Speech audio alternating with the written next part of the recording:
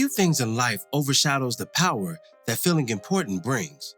Under proper leadership, it can inspire loyalty, devotion, and unbreakable bonds in the midst of turmoil.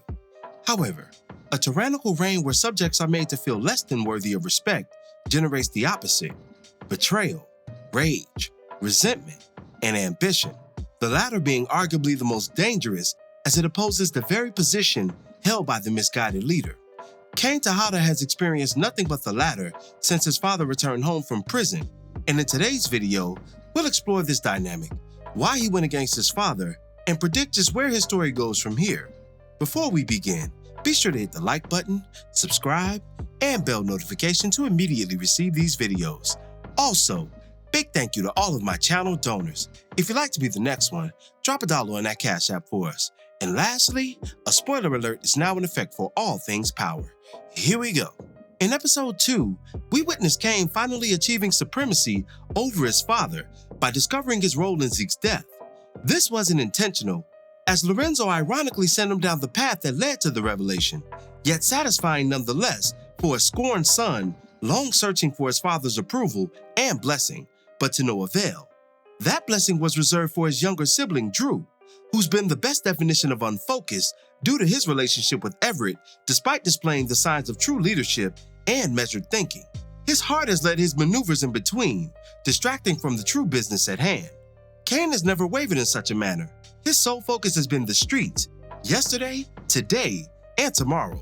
The only thing he loved just as much as that pavement was his own family.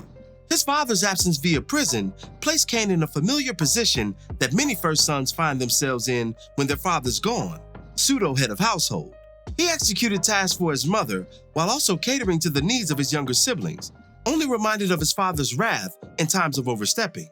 The greatest reminder came in the form of that jailhouse ass whooping he took back in season 1 after mistakenly raising his hand to Monet. That beating was ordered by his father, who would come home for good in the next season and began shuffling the chessboard to his liking despite his family's wishes or concerns. Lorenzo immediately allowed Diana to go to school, placed Monet in the passenger seat of their family's organization, and most criminally, as it relates to Cain, elevated Drew past his brother in the family line for the throne, a position Drew didn't even want, might I add. These actions only served to isolate Cain even further from the family and pushed him closer to his season 2 mentor, Mecca, whose influence in his life provides much of what we're witnessing presently. Mecca tutored Cain in the art of control, how to attain it, maintain it, and exercise it. He completed this through dialogue and demonstration, the latter being among his favorites. These lessons cultivated the thinker in Cain and galvanized his hood intellectual capacity to go along with his already strong, action-based approach for which he is revered. Cain's one-sided approach, prior to Mecca's influence, allowed his father to underestimate him further upon returning home.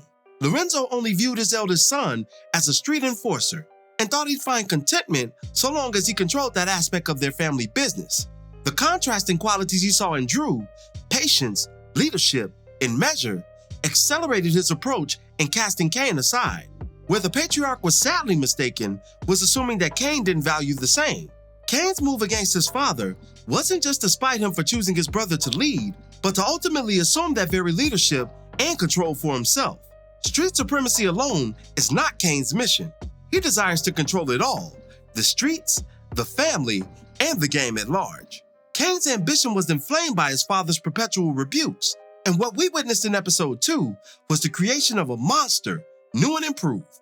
This state of affairs is why I believe it will be Cain that kills Lorenzo in the end, especially with the heat mounting against Monet and Tariq by extension. She'll need to keep her hands clean in order to get through this season. And Cain has already entertained killing his father in the conclusion of last season.